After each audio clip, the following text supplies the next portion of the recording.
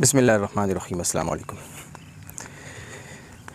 कुछ अरसे से मुझे लग रहा था कि यार शायद मुझे डिप्रेशन है, मैं एंजाइटी का शिकार हूँ।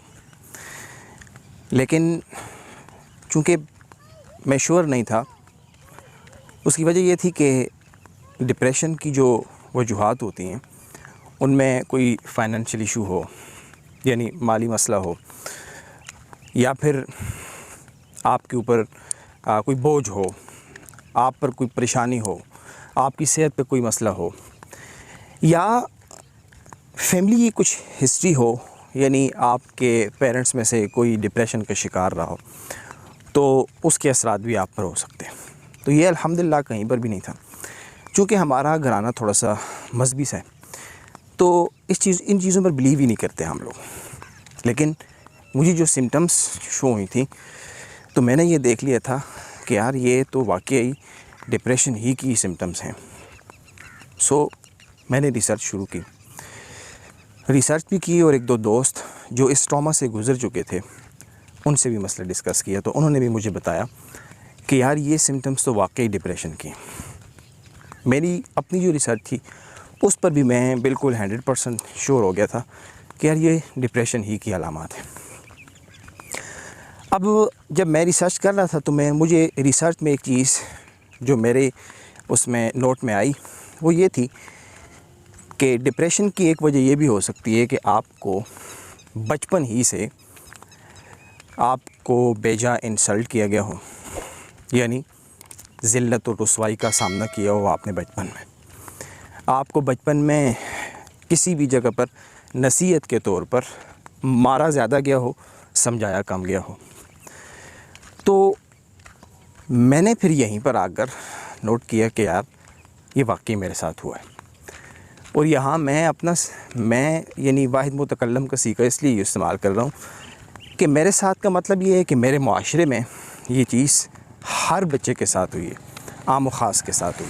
अब ये मसला शुरू कहाँ से हुआ? जब मैं तकरीबन, मेरा ख़्याल है, मुझे याद है 12-13 साल का था, तो मैं हिफ्ज़ कर रहा था। और हमारे यहाँ हिफ्ज़ का मतलब ये है कि मुझे नहीं पता कि कौन सा मुजरिम होता है जिसको कड़ी से कड़ी सज़ा दी जाती है। हमारे यहाँ हिफ्ज़ का मतलब वो कैदी होता है, वो मुजरिम होता है। यानी मदरसे के नाम से हमारा बच्चा, यकीन करें कि नाक रगड़ने पर तैयार हो जाता है। तो हमारे साथ भी यही हुआ था। मदरसे का टाइम जब होता था तो आप यकीन करें कि हमारी हालत ऐसी हो जाती थी कि जो नाकाबिले बयां है। यानी जुमे को छुट्टी हुआ करती थी और जुमेरात की जो असर का वक्त होता था, हमारे लिए ये ऐसा होता था कि जैसे हम किसी बहुत बड़ी जेल से आज़ादी हासिल कर रहे हैं। और जुम्मे की जब असर का वक्त होता था तो हमारे साथ ये होता था कि अभी सुबह हमें फांसी होने वाली है। बिल्कुल। अब मुझे आज भी याद है कि सूरह कमर, एक सूरत है, सूरह कमर थी मेरी, और मुझे सबसे मुश्किल लगती थी। और मुश्किल यही वजह थी कि याद नहीं होती थी या जो भी है। अब इस बात में तो कोई शक नहीं है कि हम मेहनत नहीं करते थे। यानी बचपन में कोई शौक़ नहीं होता था ज़्यादा पढ़ने का, कुरान पढ़ने का, कि सवाब मिलेगा, नहीं।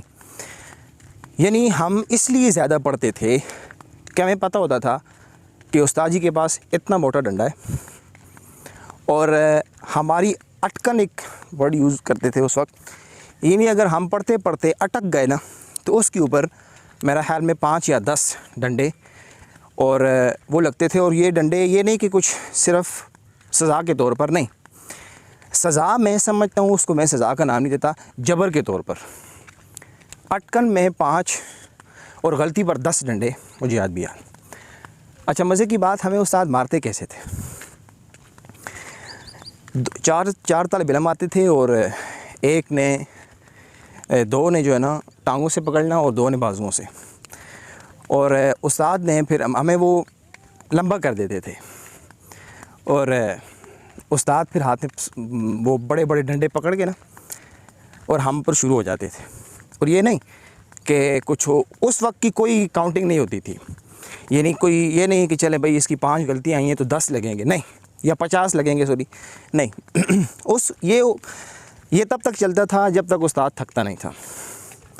तो इस कदर मैंने हिफ्ज़ में, बल्कि मैं कहूँगा हमने इस कदर हिफ्ज़ में मार सही है कि मुझे याद है कि बचपन में एक दफ़ा मुझे इतनी मार पड़ी कि मेरी जो पीठ थी ये सारी जो है ना, ये जो डांटों के निशान थे ना, जो डंडों के निशानात थे, वो इस कदर थे कि उनके ऊपर जो छोटी सी वो मतलब है कि एक छोटी सी स्किन जो है ना ऊपर निकलनी शुरू हो गई थी और ब्लड आना शुरू हो गया था। जिस तरह प्याज के ऊपर से हम छोटे से वो स्किन छिलका उतारते हैं ना, तो स्किन का छिलका उतरना मतलब शुरू हो गया था और जो है ना वो ब्लड आना शुरू हो गया था, ब्लीडिंग होनी शुरू हो गई थी।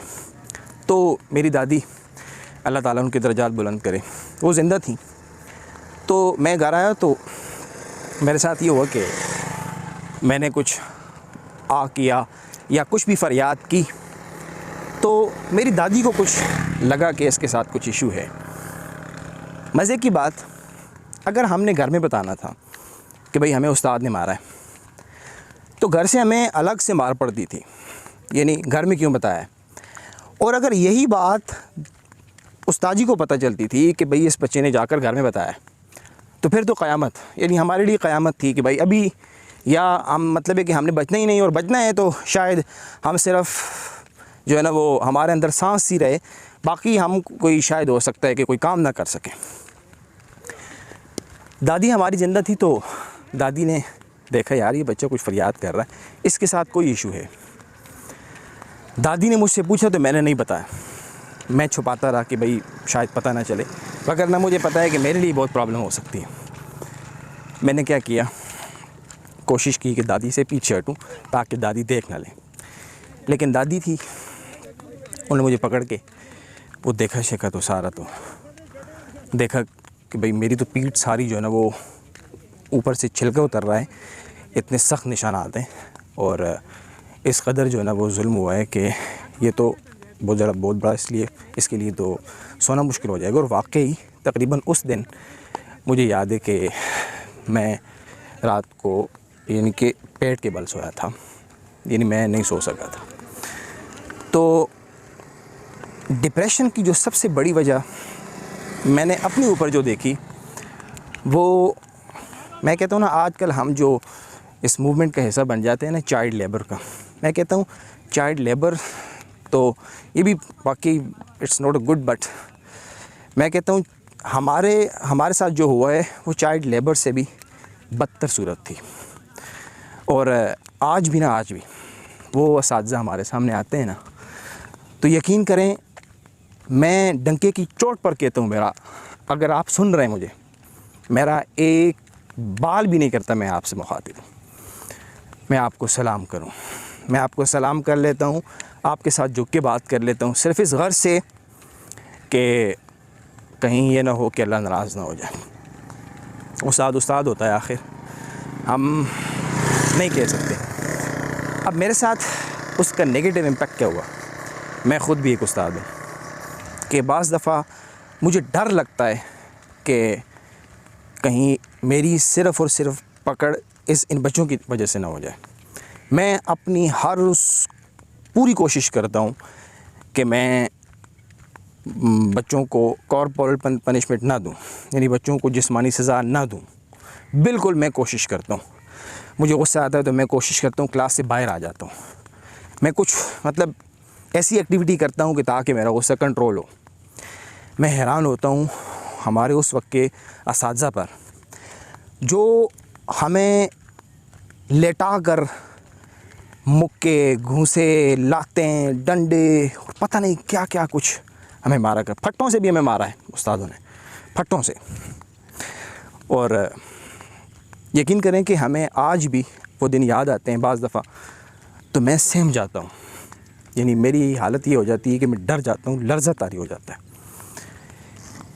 आज अगर आप अपने बच्चों की तरबियत करना चाहते हैं, आप चाहते हैं कि आपका बच्चा इस डिप्रेशन का शिकार ना हो, आप चाहते हैं कि आपका बच्चा इस सारे ट्रॉमा से ना गुज़रे, मेरी ख्वाहिश ये है, मेरी आपसे रिक्वेस्ट है कि आप 2 चैनल हैं, आपको बताता हूँ।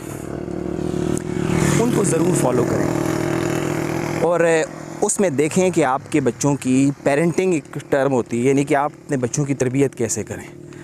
तो आप देखें कि आप अपने बच्चों की तरबियत कैसे करें, बच्चों को क्या करवाएं क्या ना करवाएं, बच्चों को मारें या ना मारें। ये चीज़ ज़रूर सीखें, यकीन करें, वगरना आज की यूथ तो है ही डिप्रेशन के शिकार, क्योंकि कोई पर्पज़ ऑफ लाइफ नहीं है। ये ना हो कि वो एंजाइटी फिर इस हद तक पहुंच जाए कि वो सुसाइड कर लें। और यकीन करें सुसाइड भी हमारे माशरे के अंदर सुसाइड भी एक आम जो है ना, एक मैं कहता हूँ मशगला हो चुका है लोगों का कि भाई मुक्ति मिल जाएगी, हालांकि नहीं पता होता कि असल हकीकत तो वहाँ पर खुलनी है। तो 2 चैनल हैं, मेरी दरख्वास्त होगी आपसे कि इनको ज़रूर फॉलो करें, देखें, सीखें। हम फजूलियात में, गाने सुनने में और पता नहीं मूवीज़ देखने में अपना सारा वक्त ज़ाया करते हैं। 8-8 10-10 मिनट की वीडियोज़ अपलोड करते हैं। एक तो डॉक्टर जावेद इकबाल साहब हैं, दूसरा सलमान आसिफ सिद्दीकी साहब। ये 2 चैनल हैं, मैं लिंक इंशाल्लाह डिस्क्रिप्शन में दे दूँगा। आप ज़रूर इनको फॉलो करें, सीखें पेरेंटिंग क्या चीज़ है, बच्चों की तरबियत कैसे करें, उनकी ट्रेनिंग कैसे करें। ये ना हो कि कल आपका बच्चा भी मेरी तरह डिप्रेशन का शिकार हो।